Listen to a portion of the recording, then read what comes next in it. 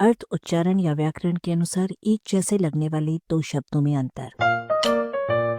अपनी हिंदी सुधारें। सत्र और सेमेस्टर।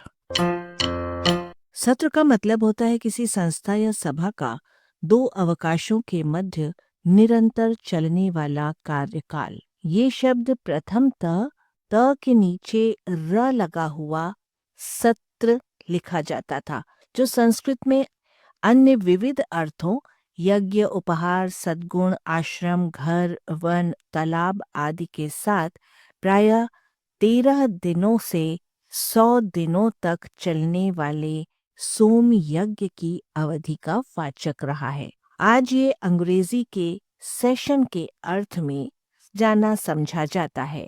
लोकसभा और विधानसभा के कार्यकाल या अधिवेशन सत्र कहलाते हैं, जैसे मानसून सत्र, बजट सत्र।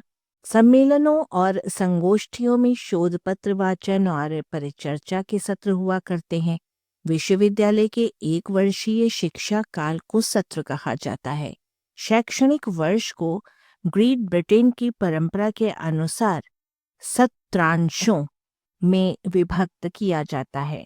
पहला सत्रांश सत्र आरंभ से दशहरा, दीपावली अवकाश तक, दूसरा क्रिसमस की छुट्टियों या शिशिर अवकाश तक और तीसरा ग्रीष्म अवकाश तक।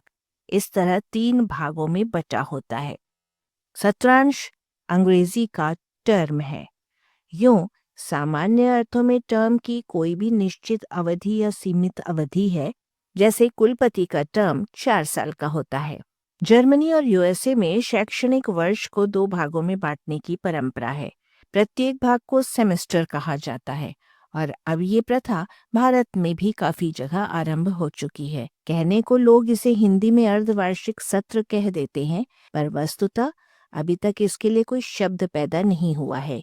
ये शब्द जर्मन भाषा में लैटिन के सेमेस्ट्रिस शब्द से पहुंचा, जिसमें 6 अर्थ वाला सक्स, अंग्रेजी में जिसको 6 कहा जाता है, और माह अर्थ वाला मॉन्सिस यानी मासिक धर्म के लिए अंग्रेजी शब्द का जनक शब्द शामिल है। आलेख भाषाविद डॉक्टर रमेश चंद्र मेहरोत्रा, वाचक स्वर संज्ञा टंडन। arparedio.com की प्रस्तुति।